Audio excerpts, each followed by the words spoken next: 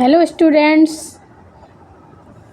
Education world channel पर आप सभी का स्वागत है। आज से हमारी नई श्रृंखला नया विषय स्टार्ट होने जा रहा है, इतिहास विषय। तो सबसे पहले हम इतिहास विषय में भारतीय इतिहास के स्रोतों के बारे में जानने का प्रयास करेंगे और इसको डिटेल में पढ़ेंगे। इसके बाद इसकी क्वेश्चन आंसर श्रृंखला करेंगे। तो हम टॉपिक वाइज इस सब्जेक्ट को पढ़ेंगे और टॉपिक वाइज ही क्वेश्चन आंसर हल करने का प्रयास करेंगे। तो सबसे पहले देखते हैं भारतीय इतिहास के स्रोत। प्राचीन इतिहास को या भारतीय इतिहास को जानने के लिए स्रोतों को तीन शीर्षकों के अंतर्गत रखा गया है। सबसे पहले है पुरातात्विक स्रोत, दूसरा साहित्यिक स्रोत और तीसरा विदेशी यात्रियों का विवरण। इन तीनों के से हमें संपूर्ण प्राचीन इतिहास की जानकारी मिलती है। इन सभी जो स्रोत हमारे इसमें दिए गए हैं, चाहे वह साहित्यिक स्रोत हो या विदेशी यात्रियों का विवरण हो, जो विदेश से आए हुए यात्री हैं उन्होंने अपनी पुस्तकों को लिखा और उसमें भारत के इतिहास का वर्णन किया। उन्होंने जो देखा उसका ही वर्णन किया। इसको हम आगे देखते हैं पुरातात्विक स्रोत के बारे में। पुरातत्व वह विज्ञान है, सबसे पहले हम हेडिंग डाल लेंगे, आप लोग अपने नोट्स बना लीजिएगा। पुरातत्व वह विज्ञान है जो भूगर्भिक साक्ष्यों के द्वारा प्राचीन काल के लोगों के भौतिक जीवन के संदर्भ में ज्ञान प्रदान करता है। जो प्राचीन भूगर्भ साक्ष्य हैं, प्राचीन काल के लोग हैं, भौतिक जीवन है, इसके बारे में जानने का प्रयास करता है कौन?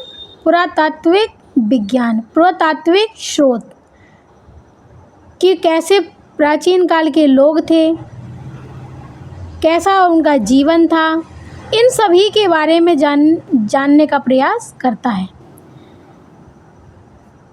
प्राचीन काल में भारत को जानने का सर्वाधिक प्रभावी साधन माना जाता है पुरातात्विक स्रोत। पुरातात्विक स्रोत के आधार पर हम सर्वाधिक प्रभावी साधन इसको माना गया। पुरातात्विक स्रोत का अध्ययन करने वाला जो पहला व्यक्ति आया, पुरातात्विकविद आया, उसे कहा गया पुरातात्विक साक्ष्य प्राचीन टीलों की खुदाई से प्राप्त हुए हैं। जितनी भी खुदाइयाँ प्राचीन काल में हुई हैं उन्हीं को कहते हैं हम प्राचीन टीले। जहाँ जहाँ हमने प्राचीन खुदाइयाँ की और हमको साक्ष्य मिले, मानव अधिवास के हों, चाहे रहने का स्थान हो या शुतुरमुर्ग के अंडे हों, ऐसी विभिन्न प्रकार की जानकारियाँ हमको खुदाई से प्राप्त हुई हैं, उन्हीं को हम कहते हैं पुरातात्विक स्रोत। टीलों को जाने हम। टीला जैसे उभरा हुआ स्थान, भूमि का वह भाग जो उभरा हुआ होता है उसी को हम टीला कहते हैं। उन टीलों के नीचे जो सांस्कृतिक बस्तियों के अवशेष मिले हैं वो कैसे मिले हैं? पुरातात्विक खुदाई से मिले हैं। आगे देखते हैं पुरातत्व प्राह उत्खनन से। यहाँ कुछ हमने इम्पोर्टेंट बात लिख दी है पुरातत्व के आधार पर। पुरातत्व प्राह उत्खनन से प्राप्त भौतिक अवशेषों के विश्लेषण के माध्यम से पुरानी संस्कृतियों का वैज्ञानिक अध्ययन है। जो उत्खनन किया हमने उसी का वैज्ञानिक अध्ययन है। अनिवार्य रूप से भौतिक अवशेष प्रारंभिक लोगों की हड्डियों, चाहे वो हड्डियां मिली हुई हों उत्खनन से, कंकाल मिले हों, इसके साथ साथ जो निर्मित उपकरण जैसे मिट्टी के बर्तन, आभूषण, पत्थर की दीवारें या स्मारक। ये सभी चीज़ें जो उत्खनन से प्राप्त हुई हैं उसी को कहते हैं हम पुरातात्विक स्रोत। अब हम इन पुरातात्विक स्रोतों का वर्णन 3 प्रकार के साक्ष्यों के आधार पर करते हैं। वो साक्ष्य हमारे हैं, जो 3 साक्ष्य हैं जिनके आधार पर हम इनका वर्णन करते हैं। सबसे पहला साक्ष्य है अभिलेखों के माध्यम से, मुद्रा सिक्कों के माध्यम से और स्मारक के माध्यम से। स्मारक मतलब भवन। आगे देखते हैं। सबसे पहले हैं अभिलेख। पत्थरों, स्तंभों, धातु के पहिए या मुद्रा भांडों, मृद भांडों, ताम्रपत्रों या गुफाओं की दीवारों तथा प्रतिमाओं पर उत्कीर्ण विवरण को अभिलेख कहते हैं। किसको कहते हैं अभिलेख? पत्थर हो, चाहे स्तंभ हो या धातु हो, इन सभी पर, चाहे वो गुफाओं हो, गुफाओं में जो उत्कीर्ण विवरण है, जो छपा हुआ विवरण है, जैसे हमने भीमबेटका की गुफाओं पर देखा था, शैल चित्र बने हुए थे, तो कैसे थे? उत्कीर्ण थे, बनाए हुए थे दीवारों पर। तो इन सभी पर जो विवरण, जो अभिलेख मिले हुए हैं, जो विवरण मिला हुआ है, उसी को कहते हैं अभिलेख।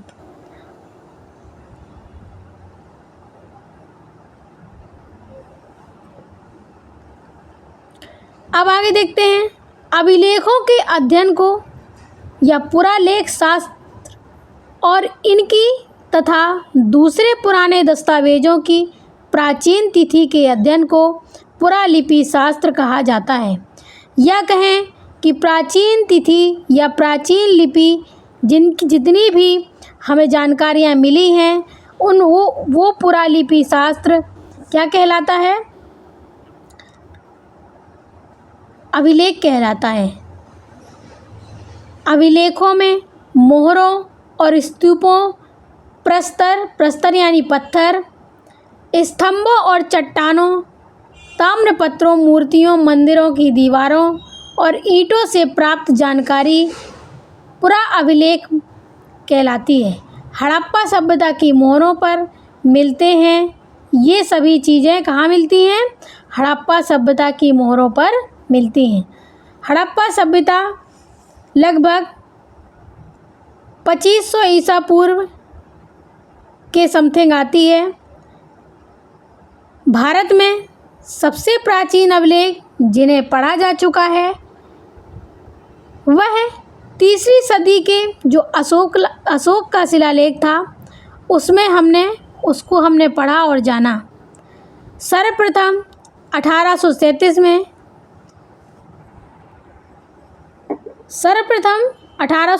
में जेम्स प्रिंसेप की ब्राह्मी लिपि में लिखा अशोक के अभिलेखों को पढ़ने में सफलता मिली है। सबसे पहले अशोक के अभिलेख को किसने पढ़ा? जेम्स प्रिंसेप ने 1837 में।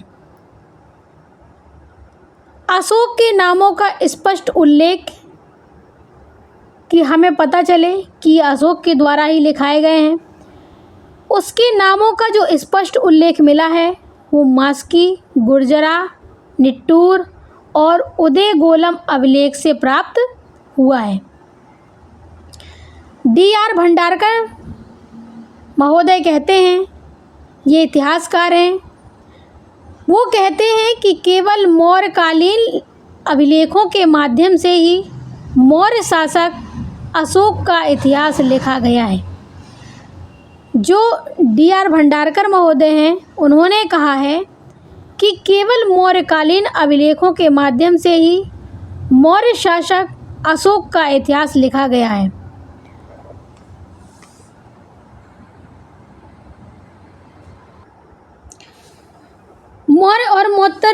मौर्योत्तर तथा गुप्त काल के अधिकतम अभिलेखों को एक पुस्तक है, एक ग्रंथ है, जिसका नाम है कार्पस स्क्रिप्ट्स ओनम इंडिकारम। इस ग्रंथ में लिखा गया है और यह ग्रंथ खरोष्टी भाषा में लिखा गया है।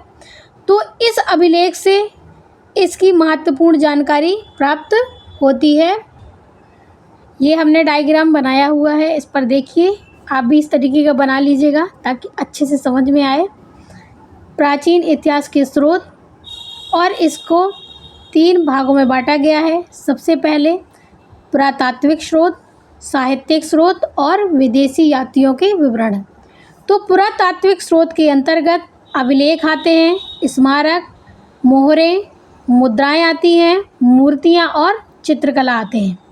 इसके अंतर्गत साहित्यिक स्रोत के अंतर्गत धार्मिक साहित्य और लौकिक साहित्य आता है। धार्मिक साहित्य में हमने ब्राह्मण साहित्य को देखा और ब्राह्मणेतर साहित्य को देखा। ब्राह्मण साहित्य में वेद आए, उपनिषद आए, अरण्य आए, उपपुराण आया और स्मृति, महाकाव्य में रामायण और महाभारत आया। ब्राह्मण ग्रंथ और वेदांग और सूत्र संहिता आया। इसके अंतर्गत जो ब्राह्मणेतर साहित्य है उस पर बौद्ध और जैन ग्रंथ आए। इन 2 को हम रखते हैं। तीसरा इसमें लौकिक साहित्य था, जो दूसरा, उस पर आया ऐतिहासिक ग्रंथ, जीवनी ग्रंथ और कल्प साहित्य ग्रंथ आया। इसके पश्चात जो तीसरा हमारा स्रोत था जानकारी का, वो विदेशी यात्रियों के विवरण थे। उसमें हमने देखा यूनानी और रोमन लेखक आए और चीनी लेखक और अरबी लेखक आए। तो यूनानी और जो रोमन लेखक थे उसके अंतर्गत इटिसियस ईरान के रहने वाले थे। हेरोडोटस इतिहास के जनक कहे जाते हैं। सिकंदर के साथ आने वाला विद्वान जो था निरियाकस ओने स्क्रिट्स, और सिकंदर की जीवनी के लेखक भी यही जाने जाते हैं। मैगस्थनीज आए, इंडिका लिखी इन्होंने चंद्रगुप्त मौर्य काल के समय। डायमेकस आए बिंदुसार के समय। डायनोसियस आए अशोक के समय। टॉलेमी आया, ये ज्योग्राफी के लेखक जाने जाते हैं टॉलेमी को। प्लिनी आया, जिन्होंने नेचुरल हिस्ट्री के लेखक जाने जाते हैं। इसके अंतर्गत जो चीनी यात्री आते हैं वो फायान, शुंग्युन, हेनशांग की पुस्तक सीयू की और इत्सिक, फायान की फूक्यू की थी और हेनशांग की सीयू की, फोक्यू की सीयू की। अरबी लेखक आए, अरबियों में आया सुलेमान, अल-मसूदी, अल-बरूनी, तहकीके हिंद लिखी और इब्न बतूता। इन्होंने ये मोहम्मद बिन तुगलक के शासनकाल के अंतर्गत आते हैं। इसके आगे बढ़ते हैं। अब हम भारत के से जो बाहर के अभिलेखों में जो मध्य एशिया के में एक अभिलेख था जो बोगचकोई 1400 ईसा पूर्व में यह अभिलेख लिखा गया। इसके अंतर्गत इंद्र, मित्र, वरुण और नाशत्य नामक देवताओं का उल्लेख मिलता है इस अभिलेख में। कौन से अभिलेख में? बोगचकोई अभिलेख में। तो बोगचकोई अभिलेख 1400 ईसा पूर्व में आया और इसमें इस अभिलेख में इंद्र, मित्र, वरुण और नाशत्य नामक देवताओं का उल्लेख मिलता है। अभिलेखों में संस्कृत भाषा का प्रयोग ईसा की 2री सदी में मिलता है। जो अभिलेख है इसका 2री सदी में इसका उल्लेख मिलता है। शक शासक रुद्रदामन का जूनागढ़ अभिलेख, जो जूनागढ़ अभिलेख है वह शक शासक थे रुद्रदामन, उनका है। संस्कृत में लिखा गया यह पहला अभिलेख है। और तो कभी कभी परीक्षा में पूछ लेता है कि संस्कृत में लिखा गया पहला अभिलेख कौन सा है, तो रुद्रदामन का जूनागढ़ अभिलेख। ये रुद्रदामन शक शासक थे और यह 150 ईसा पूर्व में लिखा गया। मध्य प्रदेश के एरण से प्राप्त 12 प्रतिमा पर हूणराज तोरमाड़ का लेख अंकित किया गया है। जो मध्य प्रदेश के एरण से प्राप्त अभिलेख है वह हूणराज तोरमाड़ का अभिलेख था। इसके अंतर्गत आगे देखते हैं कुछ प्रमुख अभिलेख भी हैं। सबसे पहले देखिए प्राचीन के प्रमुख अभिलेख स्तंभ डाल लिया। अभिलेख स्तंभ या लेख प्रशस्ति शासक के अंतर्गत है और विशेष तथ्य इसमें क्या लिखा गया है। तो सबसे पहला है हाथी गुफा अभिलेख, ये कलिंग नरेश खारवेल का था। हाथी गुफा अभिलेख कलिंग नरेश खारवेल का था। खारवेल के शासन संबंधी घटनाओं का विवरण दिया गया है इसमें। इसी प्रकार से जूनागढ़ गिरनार में जूनागढ़ अभिलेख है, यह रुद्रदामन का है। तो कहते हैं रुद्रदामन का जूनागढ़ अभिलेख।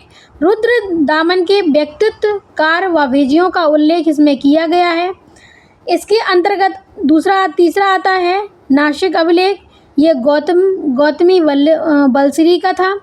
नासिक अभिलेख गौतमी बलश्री का था। गौतमी पुत्र सतकर्णी की उपलब्धियों का विवरण इसमें लिखा गया है। इसके अंतर्गत अगला आता है समुद्रगुप्त का प्रयाग प्रशस्ति अभिलेख, जो सबसे महत्वपूर्ण अभिलेख है। अक्सर पूछ लेता है जूनागढ़ अभिलेख, हाथी गुफा अभिलेख और प्रयाग प्रशस्ति लेख, ये अक्सर परीक्षाओं में पूछ लिए जाते हैं। तो समुद्रगुप्त का प्रयाग प्रशस्ति अभिलेख, समुद्रगुप्त की विजय और नीतियों का विवरण इस पर लिखा गया है।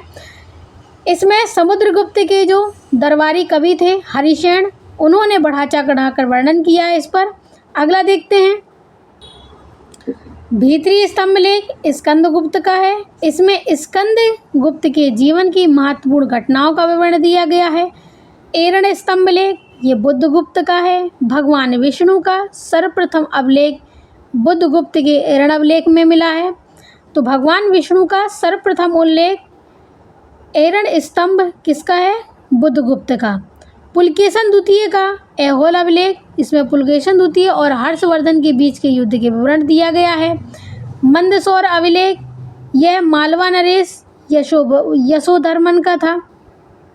यशोधर्मन की सैनिक उपलब्धियों का वर्णन किया गया है। और विजयपाड़ा अभिलेख ये विजयसेन का था, जो बंगाल के सेनवंशी शासक का उल्लेख किया गया है। ग्वालियर प्रशस्ति प्रतिहार शासक माहिर भोज का था। ग्वालियर प्रशस्ति में माहिर भोज के शासन का वर्णन किया गया शासक का। इसके अंतर्गत आता है अगला आता है गरुड़ स्तंभ लेख। ये गरुड़ स्तंभ लेख वेशनगर विदिशा का स्तंभ लेख है।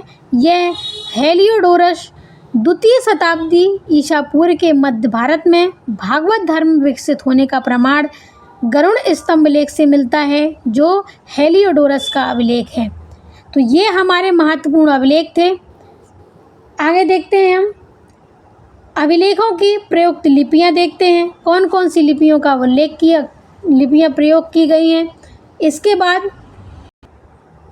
इन सभी अभिलेखों को लिखने के लिए जो प्रयुक्त लिपियां प्रयोग की गई हैं, सबसे पहले उसमें ब्राह्मी लिपि आती है। यह लिपि बाएं से दाएं लिखी जाती है। जो ब्राह्मी लिपि है बाएं से दाएं लिखी जाती है। अशोक के अधिकांश अभिलेख ब्राह्मी लिपि में ही लिखे गए हैं। तो अब हमें पता कैसे चलेगा कि ब्राह्मी लिपि कैसे याद करें कि बाएं से दाएं की दाएं से बाएं, तो बा से ब्राह्मी और बा से बाएं, तो बाएं से दाएं ओर लिखी जाती है ब्राह्मी लिपि। खरोष्ठी लिपि यह लिपि दाएं से बाएं लिखी जाती है। अशोक के दो अभिलेख सहबाजगढ़ी और मानसेरा इसी लिपि से प्राप्त होते हैं। तो अशोक के ज़्यादातर अभिलेख ब्राह्मी लिपि में लिखे गए हैं, जो बाएं से दाएं लिखी जाती है।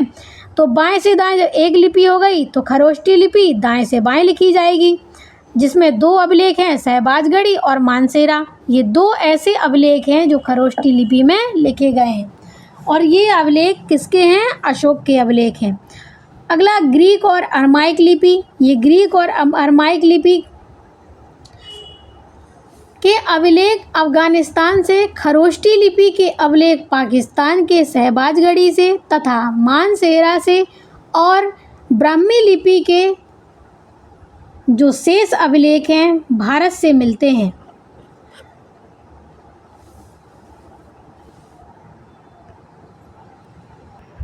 तो कहना चाह रहा है कि जो ग्रीक और अरमाइक लिपि के अभिलेख ये अफगानिस्तान से प्राप्त हुए हैं।